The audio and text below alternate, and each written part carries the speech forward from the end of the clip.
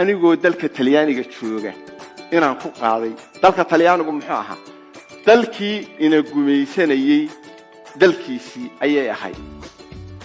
waxaan ka qaaday Ingiriis ninkii adduunka haystay ee Ingiriiska ahaa waa kii ina gumaysanayay markaas ayaa calankeenii la saaray ninka saddexaad wuxuu ahaa Mareykan oo waxa calankeenu ka sareeyay oo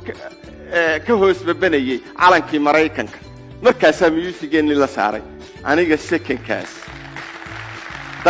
daqiiqada iyada ah oo aan dhex taaganahay adduunkii oo dhan calankaygu u taagan way dalkii Talyaaniga tahay kii webiga nagaga gudbayay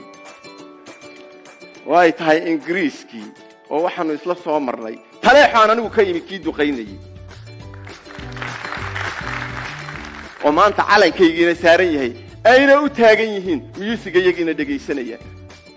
marka haddii anigu waxaan jecelahay qof bini aadam yiraahdo cirkan tegaya inay yiraahdo wardayaxa iyo daruurahana ku siinaso soomaad garan ya cadceeduna taako ya cadceed dalaalnimo soomaad garan insha Allah guul baan inoo rajaynayaa Soomaali baan ahay magaca Soomaali hadii la wada qiimeeyo lagu faanana meel baynu gaaraynaa insha Allah